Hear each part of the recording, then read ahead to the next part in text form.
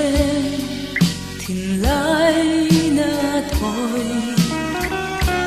đắm tur hiên mồ xiêm từng lâu tuôn trên dài tuổi rèn thiam chuai lâu tên vui ngày ngắm chơi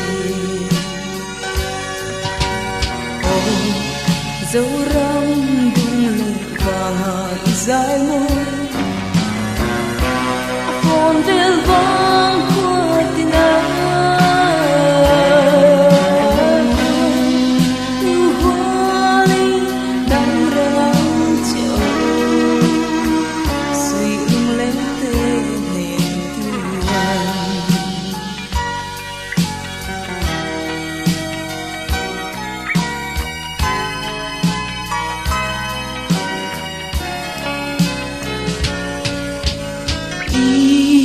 dài mơ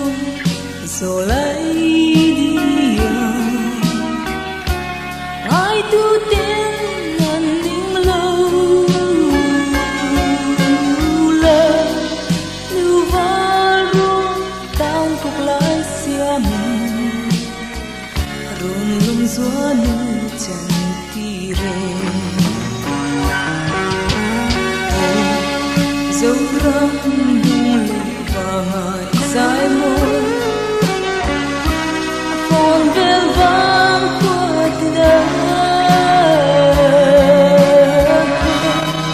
như hoa ly đắm để nắng chiều suy lung lên tên em tuan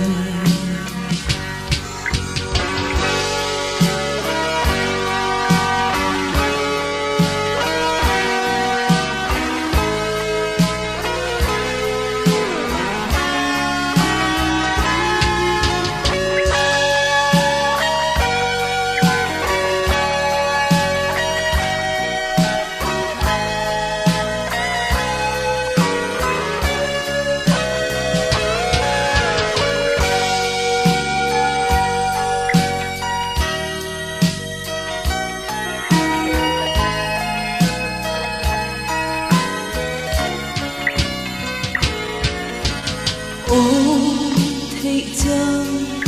sẽ thấy như anh luôn ham luôn vui vẻ là dài vô ra lại lên quý cần hoa ya lê xin nhung man dấu răng dài môi còn về